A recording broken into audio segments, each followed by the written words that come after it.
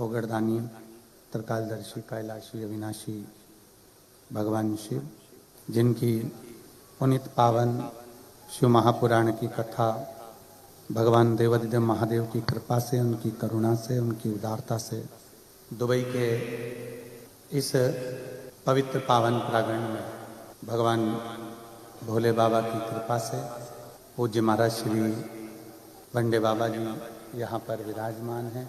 उनके चरणों को नमन करते हुए सभी शिव भक्त इस पवित्र पावन शिव महापुराण की कथा को 3 दिवसीय श्रवण करने के लिए आप और हम सब इस पवित्र भूमि पर विराजमान हैं। दुबई की ये नगरी में पवित्र पावन शिव महापुराण की कथा का दिव्य और भव्य आयोजन आप और हमको भगवान शंकर की करुणा प्राप्त करने के लिए हुआ। कथा के मुख्य आयोजक के रूप में श्री शिव महापुराण सेवा समिति दुबई, एक बार सभी समिति के सदस्यों के लिए एक बार जोरदार ताली बजाकर स्वागत, वंदन, अभिनंदन, जिन्होंने इस पवित्र कथा को आप और हम तक दिया है। आस्था चैनल के माध्यम से, फेसबुक यूट्यूब के माध्यम से आपका और हमारा मिलन रोज कथाओं में होता रहा, पर दुबई की इस भूमि पर पहली बार आपका और हमारा आमना सामना है।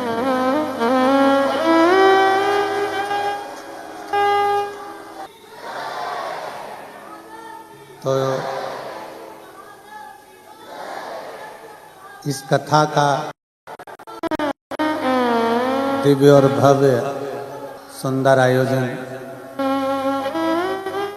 आप लोगों का एक लोटा जल कहीं शंकर जी ने सुन लिया और स्वीकार कर लिया, इसलिए कथा दुबई में हो। और ये सारी समस्या का हल एक लोटा, हमको खुद समझ में नहीं आया कि ये भारत में चलती चलती कथा दुबई कैसे पहुंच गई। हमें भी नहीं समझ में आया, एकदम 3 दिवसीय कथा कैसे दुबई आ गई। पर तुम्हारी भक्ति में कहीं ना कहीं भोले बाबा ने आपकी अविरल भक्ति को स्वीकार किया है, इसलिए ये शिव महापुराण की कथा भारत की भूमि से, कुबेरेश्वर धाम से चलती चलती दुबई की इस पवित्र भूमि पर आई है। विवाह में फेरे कितने डलते हैं? 7। आपका और हमारा जन्म केवल 7 दिन में हुआ है, रविवार, सोमवार, मंगल, बुध, गुरु, शुक्र, और मरेंगे कितने दिनों में? यही 7 दिन, अलग से कोई दिन आने वाला। भगवान कृष्ण ने जिस गोवर्धन पर्वत को अपनी उंगली पर उठाकर रखा, वो कितने कोस का है? 7 कोस।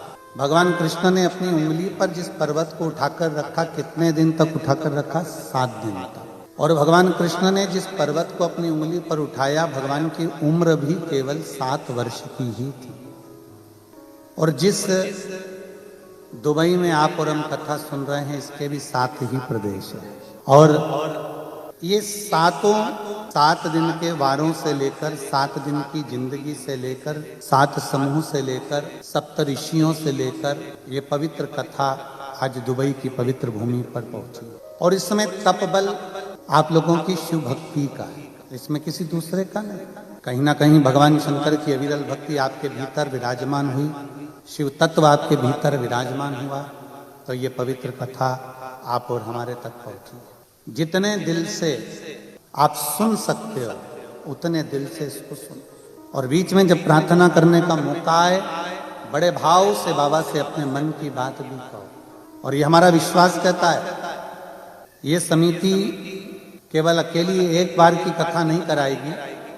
अगर ये कथा आप लोगों ने दिल से सुन ली और 3 दिन मेरे बाबा से अपने मन की बात भाव से कह दी, अगली बार फिर बाबा को खींच कर आप लोग कुबेरेश्वर धाम से दुबई बुलाइए। और तेरी कृपा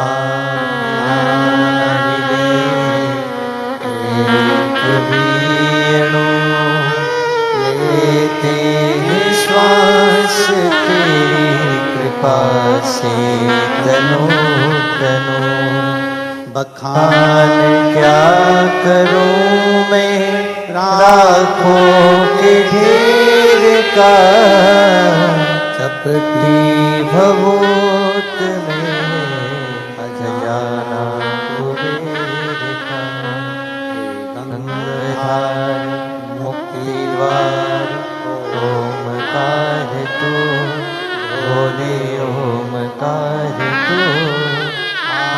आयो शरण तिहारी शंभो कारतार तुम।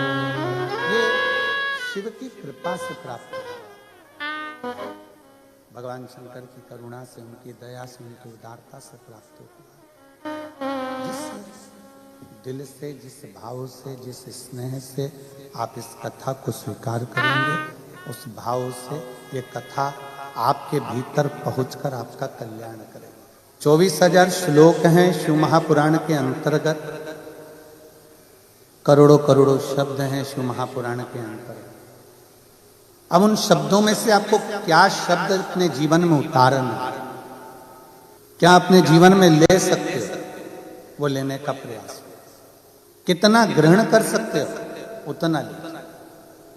अपने पास में वंडे बाबा बैठे हुए हैं, इनका जीवन और इनका चरित्र भी हमको सीखने को देता है कि पृथ्वी पर कहीं पर भी इनका कोई झोपड़ा नहीं, इनका कोई आश्रम नहीं, इनका कोई घर नहीं और इनकी कोई बस्ती नहीं। जो झोलाबाजी में है वही झोला है और जो कपड़े तन पर हैं वही कपड़ा है।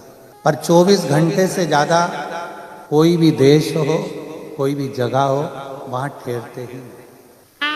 और 24 घंटे के बाद में आगे फिर बढ़ जाते हैं, फिर जाते जाते हैं और अपनी भक्ति में डूबे, भगवत भजन में डूबे। कहीं ना कहीं शिव महापुराण की कथा कहती है, कई लोग कहते हैं गुरुजी हमने शंकर भगवान को अपने इष्ट देव बना लिया, गुरुजी हमने शिव जी को अपना इष्ट देव बनाया। कोई कहता है गुरुजी हमने शंकर भगवान के विरल भक्ति को प्राप्त किया। कोई कहता है गुरुजी हमने शिव भक्ति को चुना है। बल्कि ये ना कहो कि हमने शिव भक्ति को चुना है, बल्कि ये कहो कि मेरे महादेव ने आपको अपने लिए चुना है, आपको चुना है। और यजमान परिवार कथा करवा रहा है और ये पूरी समिति आगे बढ़कर कथा कर रही है और व्यवस्थाएं करने में लगी हुई है, तो कहीं ना कहीं भोले बाबा की बड़ी बड़ी करुणा, बड़ी कृपा, बड़ी उदारता है। हमारा किया गया एक लोटा जल, हमारा पुण्य हमारे सम्मुख में आया, जो हम आप यहाँ बैठकर कथा का लाभ ले रहे हैं।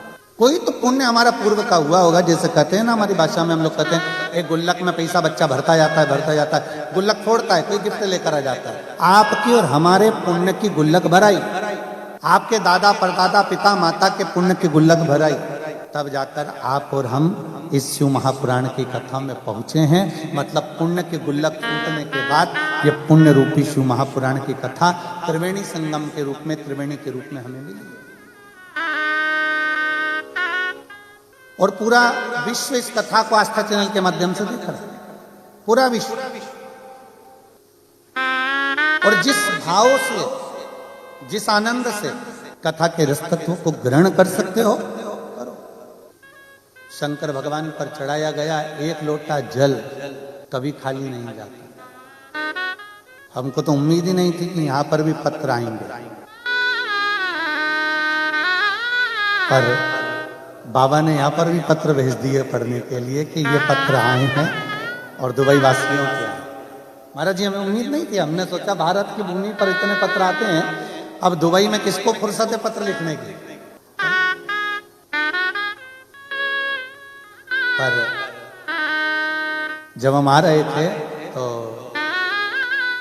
हमने देखा कि फ्लाइट में बहुत सारी दीदियां कोई भोजन परस रही हैं, कोई बेटियां किसी को चाय दे रही है, किसी को कॉफी दे रही है।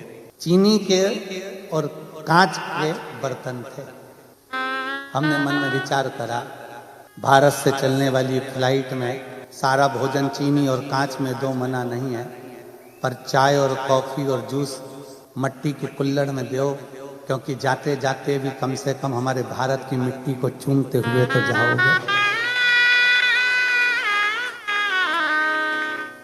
भारतीय अगर जाएगा तो कम से कम भारत की मिट्टी को चूमता चूमता तो जाएगा। देख रहे।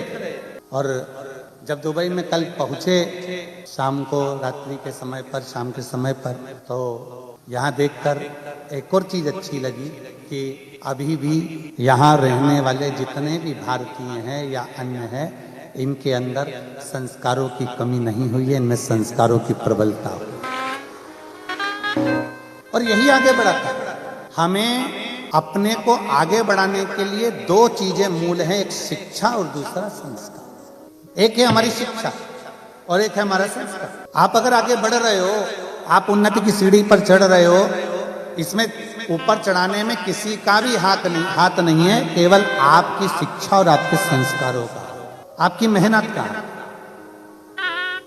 हमने पहले भी कथा में कहा, ये कभी विचार ना लाइएगा कि सीवर वाले महाराज जी के पास में कोई हो ऐसी बूटी, ऐसी कोई दवाई जिससे हमारा दुख मिट जाए। ना ना ना, कर्म गति को काटने के लिए, अपने दुख को मिटाने के लिए आपको भी शंकर की शरण लेना पड़ेगी और हमको भी शंकर की शरण लेना पड़ेगी।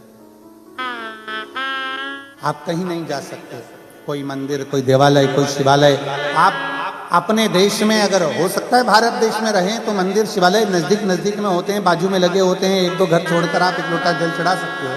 पर यहाँ तो मंदिर, देवालय, शिवालय भी बड़ी दूर और आप जा भी नहीं सकते, तो कम से कम एक लोटा जल अपने ही बगीचे में, अपने ही घर के बाहर जो गमले में मिट्टी है, उस मिट्टी को थोड़ा सा ऊंचा उठाकर और एक लोटा जल अपने देवाधिदेव महादेव को भाव से श्री शिवाय नमस्तुभ्यम कहकर जब हम समर्पित करते हैं तो मेरा ओघड़दानी, मेरा शंभु, मेरा त्रिकालदर्शी, मेरा कैलाशी अविनाशी उसको स्वीकार करना, उसको स्वीकार करेगा।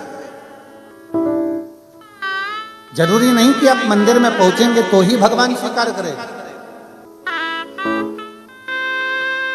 आप हृदय से जहां बैठकर, जैसे बैठकर भगवान की अविरल भक्ति को धारण करते हैं, शिव उसको स्वीकार करता है। महाराज जी यहाँ भारत से आई हुई वो निधि बेटी बैठी हुई है, जो बनारस की काशी जी की पूर्व कथा की भी यजमान थी और अभी जो कथा हुई थी सतुआ बाबा जी कराए थे उसमें भी यजमान पद बेटी ने ग्रहण। और बच्चों के संस्कार देखकर आज हम कल शाम को जब आए और आज भी हमने जब देखा बाहर, आप सभी के शिक्षा और संस्कार को देखकर मैं आपको नमन करता हूं, आपके संस्कार को और आपकी शिक्षा को। साधुता है, बहुत बहुत साधु। केवल दो चीजें, एक शिक्षा और दूसरा संस्कार। आप कितने आगे बढ़ेंगे, कहां तक जाएंगे, आपकी कड़ी मेहनत, आपका अध्ययन, आपकी शिक्षा और परिवार में एक माता पिता के जो संस्कार होते हैं, एक माता पिता की जो सभ्यता और संस्कार अपने बच्चों को दिए जाते हैं, वो श्रेष्ठ। कल हम जिन जजमान परिवार के यहाँ रुकना हुआ, वहां देख रहे थे उनके बहुओं को, बच्चों को, कि सब दीप मालिका लगाकर और भगवान की इतनी सुंदर आराधना में, पूजन में और स्वागत में लगे हुए थे कि उसको देखकर बड़ा अच्छा लगा। यही हमारी शिक्षा, यही हमारे संस्कार। और झलकना चाहिए अपने माता पिता ने हमको क्या दिया, हमारे माता पिता हमको क्या प्रदान करें, हमारे माता पिता ने हमको क्या दिया, ये यहां हमें झलकना चाहिए। शिव महापुराण में एक देवराज नाम के ब्राह्मण का चरित्र आप लोग बारंबार सुनते आए, कथा को बारंबार आप लोगों ने आस्था चैनल के माध्यम से, फेसबुक यूट्यूब के माध्यम से श्रवण किया। एक देवराज नाम का चरित्र, ब्राह्मण का चरित्र वर्णन आता है कि देवराज ब्राह्मण कुल में जन्म लेने के बाद भी ब्राह्मण नहीं बन पाए।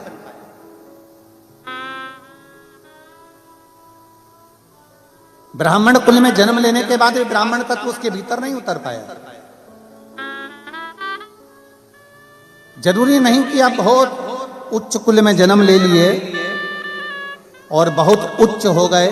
कई बार ऐसा होता है कि एक साधारण परिवार में जन्म लेने वाला व्यक्ति भी जब अपने संस्कारों में ढलता है, जब अच्छी शिक्षा में ढलता है, तो धीरे धीरे वो उन्नति की ओर बढ़ता चलेगा।